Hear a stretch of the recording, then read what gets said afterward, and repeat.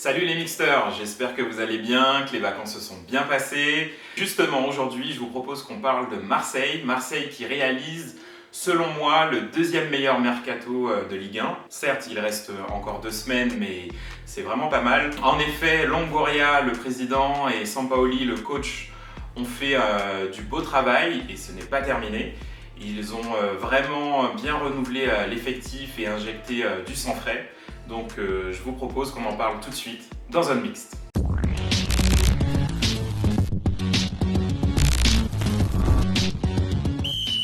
Sous l'impulsion du président Longoria et du coach Sampaoli, l'Olympique de Marseille a entamé un véritable renouvellement de son effectif. Pas moins de 8 joueurs ont déjà été recrutés, et ce n'est pas fini, et l'équipe a pu se débarrasser de quelques boulets, notamment Germain et Strootman.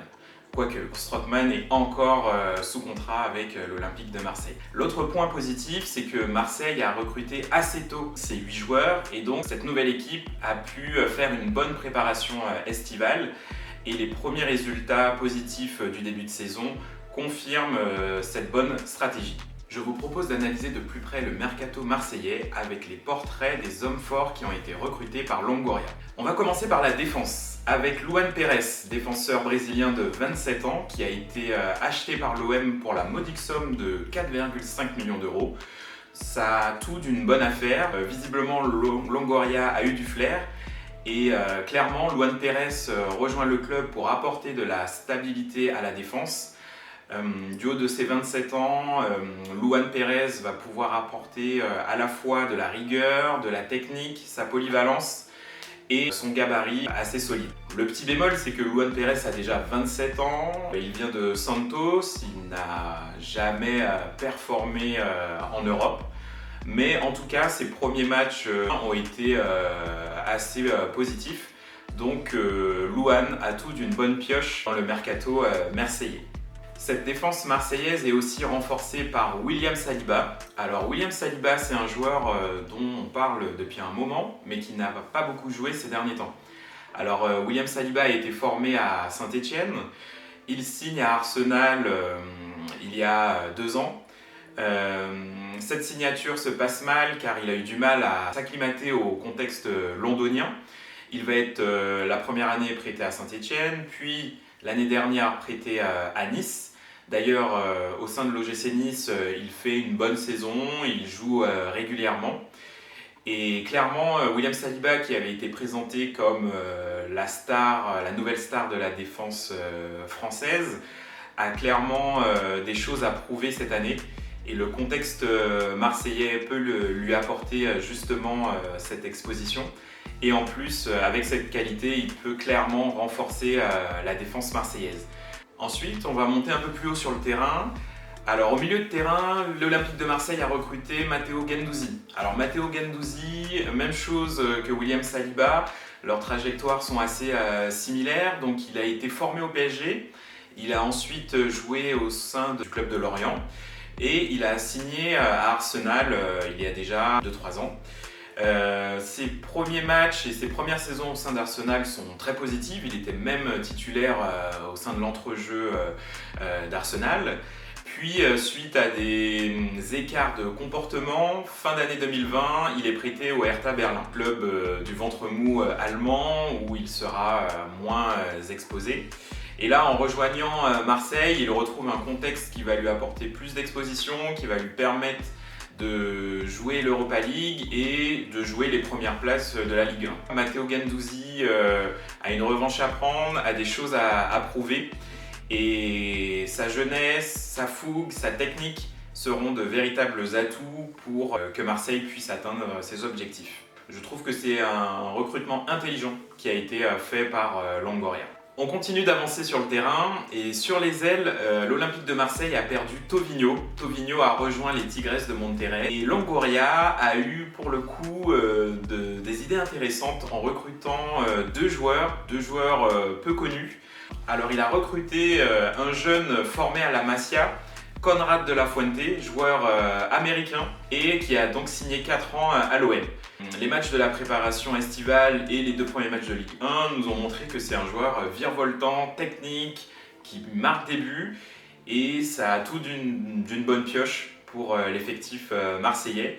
Et c'est vraiment intéressant, en tout cas il a réveillé l'effectif olympien. Et en plus de ça, il s'entend bien avec ses compères de l'attaque, notamment l'autre recrue, Cengiz Ünder, joueur turc qui était prêté à Leicester et qui appartenait à l'AS Roma. Ünder a déjà marqué 2 buts en Ligue 1 pour Marseille. Et même chose, nous a déjà fait plaisir avec quelques dribbles et quelques cassages de reins durant la période estivale. Donc cette doublette Under-Konrad de la Fuente a vraiment de beaux jours devant elle. Et pour le coup, félicitations à Longoria qui a déniché 2 joueurs plutôt intéressants et méconnus qui vont faire du beau travail en Ligue 1. On aimerait qu'il y ait davantage de recrues sur les terrains de Ligue 1 de ce style. Et enfin, dernier portrait, je voulais vous parler d'une recrue assez spéciale. C'est une recrue qui était déjà au sein de l'effectif et depuis quelques années, c'est Dimitri Payet. Dimitri Payet qui s'est délesté de kilos superflus, qui a retrouvé envie, motivation et technique, se présente vraiment comme un véritable guide, comme le leader technique de cette équipe. Lors des 2 premiers matchs de Ligue 1, il a déjà marqué 3 buts, il a fait une très bonne préparation estivale. Et clairement, on sent que Dimitri est à l'écro, qu'il s'amuse avec les nouveaux joueurs qui ont rejoint l'équipe et qu'il est prêt à jouer ce rôle de leader technique. Donc clairement, Marseille aura besoin d'un Dimitri Payet qui soit constant, endurant et qui soit en forme. Et Dimitri Payet a besoin d'une équipe de Marseille compétitive pour pourquoi pas retourner en équipe de France et aller le plus loin possible.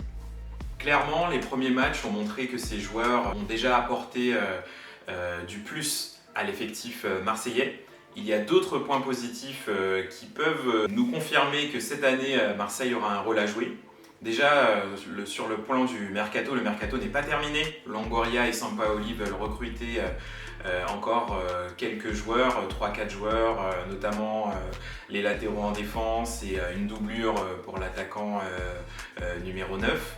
Justement, l'attaquant titulaire Milik n'est pas encore présent sur les terrains, il va revenir mi-septembre, donc c'est un deuxième point positif. L'équipe tourne bien sans véritable numéro 9 aujourd'hui, étant donné que Benedetto va partir, mais Milik, qui avait fait une bonne saison l'année dernière, on espère qu'il va confirmer cette année et pouvoir former une attaque de feu avec Payet, Konrad et Under. Et le dernier point, c'est que Sampaoli a l'air vraiment bouillant pour tenir cette équipe et pour affronter ses confrères. On a vu d'ailleurs que c'était chaud lors du match amical avec Villarreal entre lui et Emery et qu'ils ont failli en venir aux mains. En tout cas, j'ai découvert qu'Emery avait des coronets, donc affaire à suivre. Toutefois, je voulais ajouter quelques petits bémols. Ces joueurs recrutés qui ont rejoint l'effectif olympien sont jeunes ou alors méconnus en Europe, je pense notamment à Luan Pérez, et donc il n'y a aucune assurance apportée par la plupart des joueurs recrutés. Donc effectivement, Sampaoli, Longoria vont devoir compter sur l'esprit revanchard de certains, la niaque, la motivation des jeunes. Et le deuxième gros bémol pour moi, c'est Steve Mandanda. Alors, gros point d'interrogation, Steve n'a pas encore débuté sa saison, il a joué les 2 premiers matchs, mais visiblement il n'est pas encore réveillé. Concrètement, Mandanda, gros point d'interrogation, il va falloir qu'il se réveille rapidement, surtout que Longoria a eu une bonne idée, c'est de recruter une véritable doublure, et d'ailleurs on ne sait pas si Pau Lopez, le gardien espagnol, a été recruté en tant que numéro 1 bis, numéro 2 ou alors numéro 1. En tout cas, il va revenir courant septembre et je pense qu'il y aura une vraie concurrence à ce poste et on devrait espérer qu'il y ait beaucoup moins de mèmes de Mandanda sur Twitter et les autres réseaux sociaux. Alors les mixters, que pensez-vous du mercato de l'OM? Tube de l'été ou alors vraie chance d'atteindre le podium en fin de saison de Ligue 1?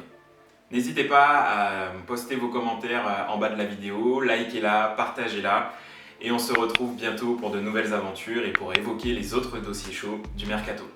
Allez, ciao!